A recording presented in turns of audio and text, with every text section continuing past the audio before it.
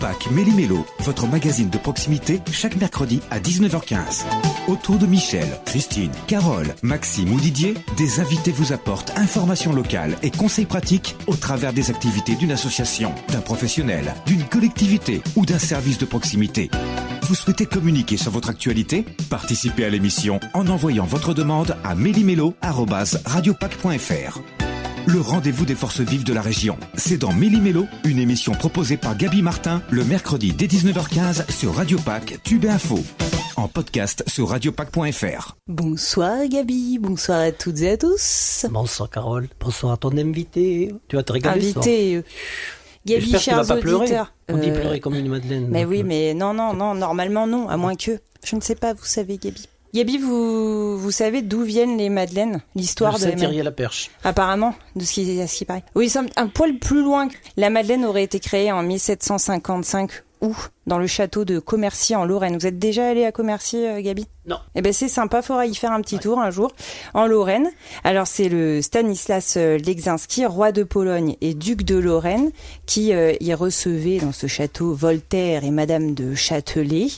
Et il paraîtrait qu'il y a eu une vive dispute entre l'intendant et le cuisinier, forcément en cuisine. Le cuisinier qui fait quoi? Il va rendre son tablier et donc pas de dessert. Et là, Stanislas, il se dit mince, je ne vais pas avoir de dessert à offrir à mes convives. Mais arrive qui? Madeleine Paulmier, originaire de Commercy. Et qu'est-ce qu'elle a fait, la petite Madeleine? Eh ben, je vous le donne en mille, chers auditeurs. Elle va proposer de préparer un gâteau dont la recette venait de sa grand-mère. Elle élabora donc des gâteaux en forme de coquillage qui furent appréciés par les convives. Le roi Stanislas de Pologne les apprécia tellement qu'il en a envoyé un colis à sa fille Marie, épouse de Louis XV. Marie tombe sous le charme de ces gâteaux. Et c'est ainsi que ces petites douceurs lorraines se nommèrent Madeleine, en hommage à celle qui les avait créées. Commercy en est maintenant, depuis la capitale, l'une des recettes de grand-mère la plus répandue dans l'Hexagone. Elle est arrivée aussi en Limousin, si vous ne la connaissez pas, chers auditeurs, montez dans le bus de Méli-Mélo là maintenant tout de suite. On vous conduit tout droit dans l'entreprise Madipat. Vous la sentez, cette bonne odeur de pâtisserie? Elle les sucre ou elle les sale? Nous avons avec nous Patricia Joberti, je le dis tout de suite, artiste culinaire passionnée, gérante de Madipat. Bonsoir Patricia. Bonsoir.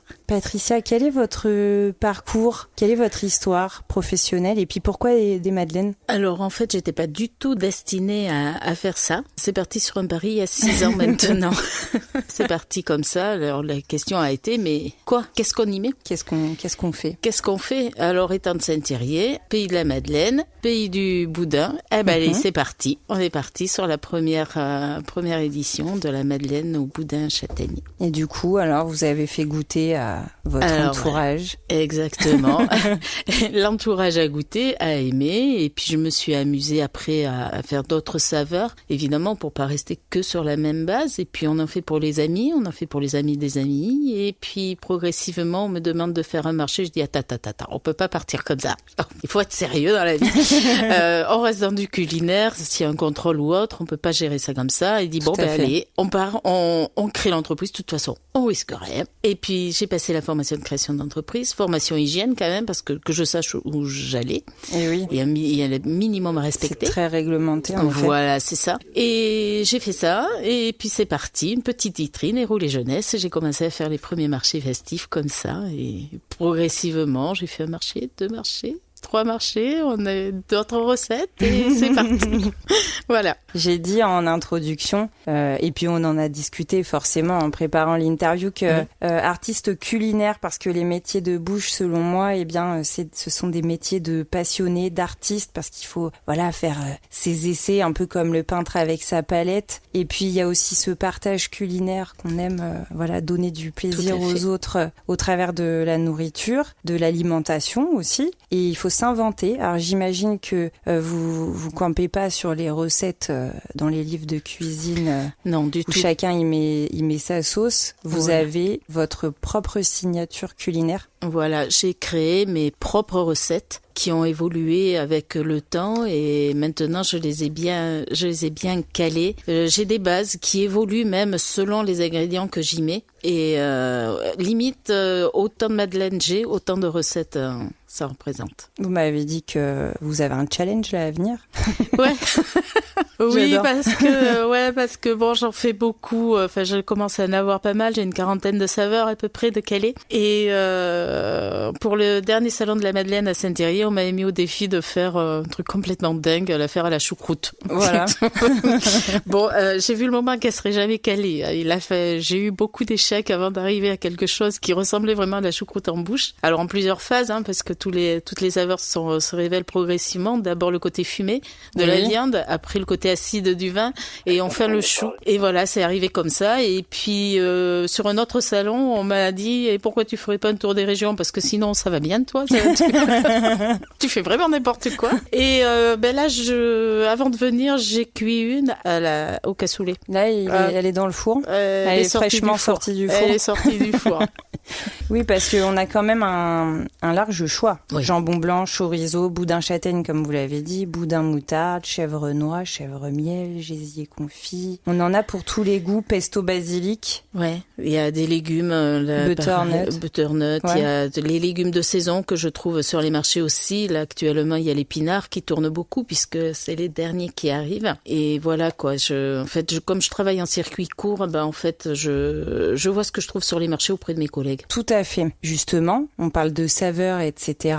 et de qualité. L'Institut du goût de Nouvelle-Aquitaine a reconnu vos produits pour leur excellente qualité. On a avec nous au téléphone Monsieur Cazenave qui travaille pour l'Institut du goût de Nouvelle-Aquitaine. Bonsoir. Bonsoir. Comment ça s'est passé, Monsieur Cazenave? Comment vous avez repéré Patricia et ses petites madeleines? Alors, les choses sont assez simples. Enfin, le repérage est venu. Enfin, l'information nous est parvenue par notre référent local de l'Institut du goût de Nouvelle-Aquitaine à Saint-Thierry-la-Perche, qui est René Maury, qui est aussi le président de la confrérie du porc-cul noir du Limousin. Qui m'a dit, il faut que je t'envoie des informations sur le travail que fait Patricia, et donc il faut que tu parles de ces madeleines salées. Et puis j'ai pu déguster aussi les madeleines, donc j'ai beaucoup apprécié. Et après j'ai appelé Patricia pour connaître un peu son histoire, qui est une très très belle histoire. Et comme toute belle histoire, c'est normal que les produits soient de qualité. Ça, elle est rougie. Ah bon, si elle rougit. Merci beaucoup, Monsieur Cazenave. Oui, parce que Patricia, on peut le dire, c'est pas votre activité principale pour l'instant.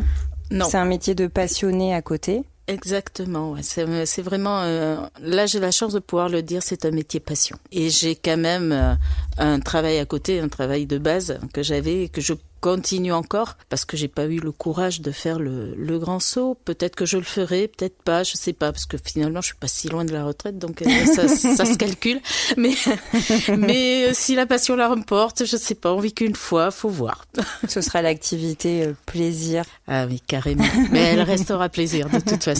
Monsieur Cazenave, qu'est-ce que ça apporte aux artisans, d'être reconnus par l'Institut du goût de Nouvelle-Aquitaine? Alors, d'abord, ça permet de mieux identifier, de parler aussi de ce que font les artisans. Et donc, ce qui nous intéresse, parce que nous éditons une lettre mensuelle qui approche les 5000 destinataires aujourd'hui. Okay.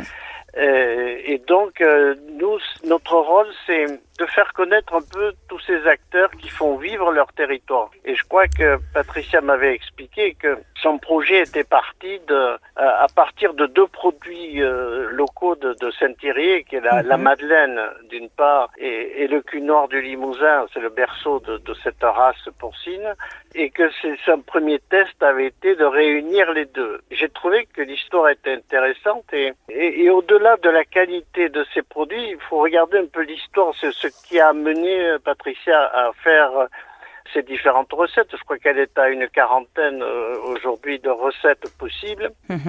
Et donc, au-delà du goût, c'est aussi toute l'histoire. Et nous, au niveau de l'Institut du goût, notre slogan, c'est « Manger est un acte citoyen et culturel ». Et donc là, on est totalement dans le culturel.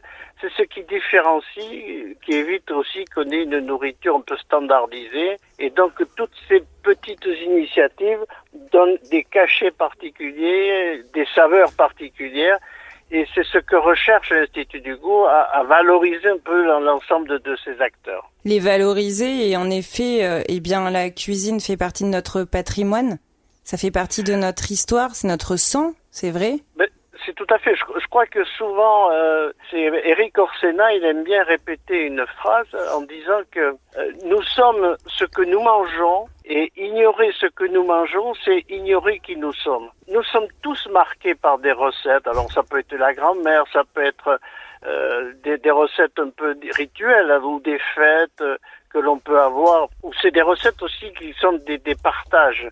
Et c'est un peu cela qui marque notre identité. Chacun a son identité. Si on uniformise tous, on n'aura plus d'identité. Je crois que c'est ce qui fait notre force, et il faut en tenir compte. Donc l'alimentation est vraiment culturelle, et il faut garder cet aspect culturel. Alors, c'est pas question culturelle pour se renfermer sur soi-même. C'est culturel dans le sens où j'ai envie de faire partager à d'autres ce qui fait ma personnalité, parce que j'ai l'habitude de manger telle recette ou tel repas avec tel ingrédient. Donc c'est vraiment cet aspect culturel. Et je crois que dans la démarche de Patricia, c'est la qualité de ses produits, on sent sa passion, son identité, son ancrage territorial. Je crois que c'est pour ça que ces produits sont bons. Parce qu'ils sont faits avec amour, au plus local possible, au cœur de la vie locale. Tout à fait. C'est cet ancrage, c'est cette spécificité, cette variété qui est extrêmement importante. C'est ce qui fait notre richesse. La Nouvelle-Aquitaine est la première région européenne en matière agricole, et nous avons plus de 300 aujourd'hui produits qui ont un signe d'identification de qualité d'origine, ce qu'on appelle les SICO. Donc c'est cette variété, cette richesse qui, je dis, multiplie les plaisirs culinaires que nous avons dans nos régions.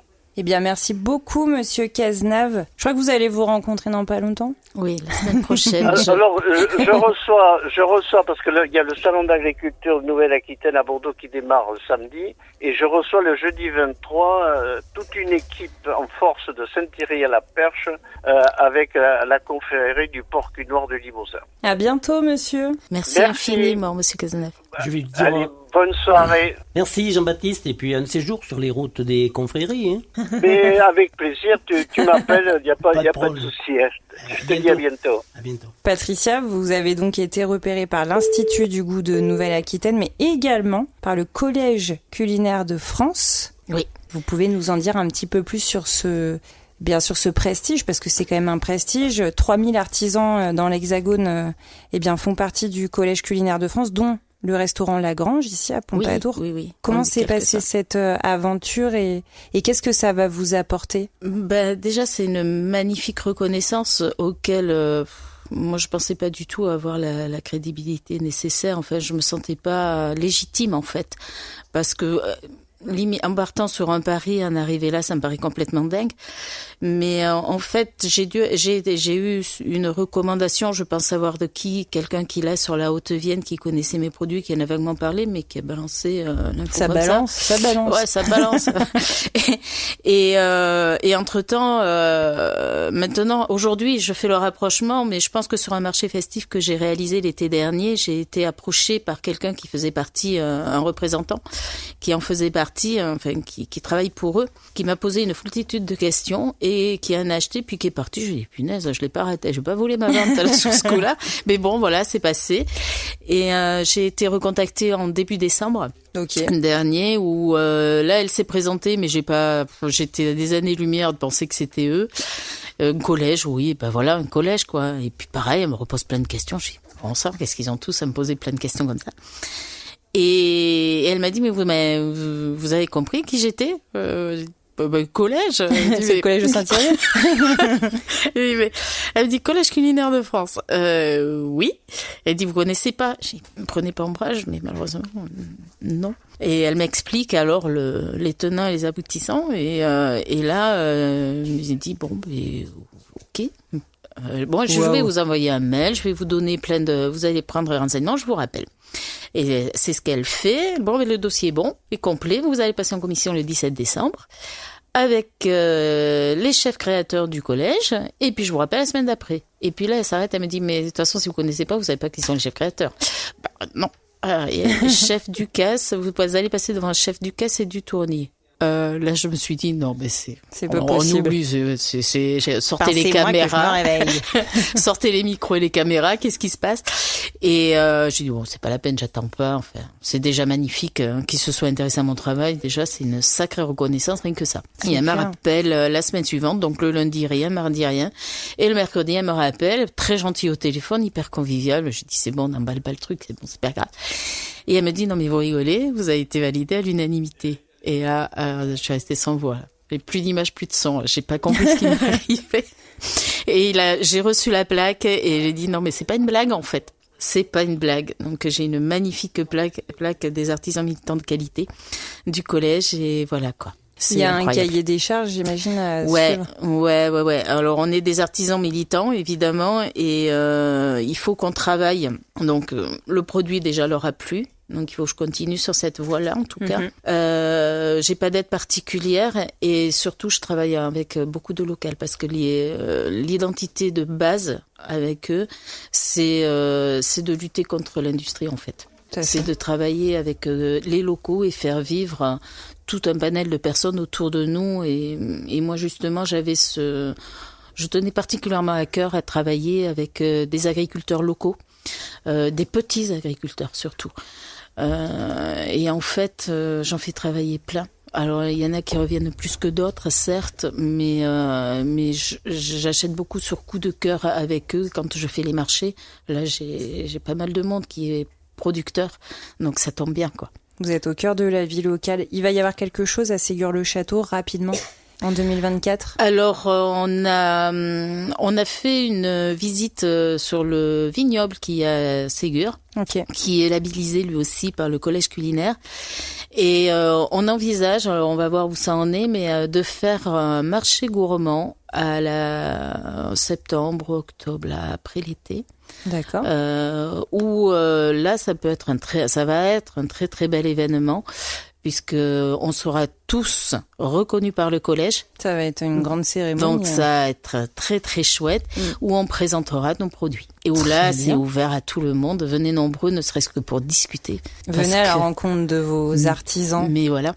De vos producteurs. Clairement. La vie locale, consommer local, c'est idéal. Patricia, on vous trouve à Saint-Thirier-la-Perche. Oui. Si on a envie de commander, on vous appelle au 06 16 16 10 63. Vous avez un site internet madipat.jimdoufry.com. Facebook Madipat, Instagram aussi, Mad10Pat. Voilà, sur Instagram. De toute façon, on tape Madipat sur Internet, on vous trouve. Très rapidement, Patricia, je termine toujours mes interviews par quelques questions un petit peu plus personnelles. Oui. Cette année, j'ai choisi de poser tout le temps les mêmes questions. Comme ça, je vais savoir qui, où, comment, pourquoi. Vous êtes plutôt rugby ou foot ? Rugby. Droit au but. Après, c'est madeleine sucrée. Ça vous êtes team pain au chocolat ou chocolatine ? Chocolatine. Bah, c'était sûr. Nous avions avec nous Patricia Joberti. Vous êtes, comment on dit, les gens qui font des madeleines ? Madeleinière. Madeleinière sur Saint-Thirier-la-Perche. Pas pâtissière, non ? Ça n'a rien à voir. Alors, souvent, on associe la pâtisserie avec le sucre. Oui, bon, allez. Bon, de toute façon, ça fait rien. Oui. Si vous voulez des madeleines pour l'apéro, voilà, appelez-moi. Appelez Patricia Joberti. À bientôt. Merci d'être venue dans Méli-Mélo. Merci à vous de m'avoir accueilli. Radio Pâques.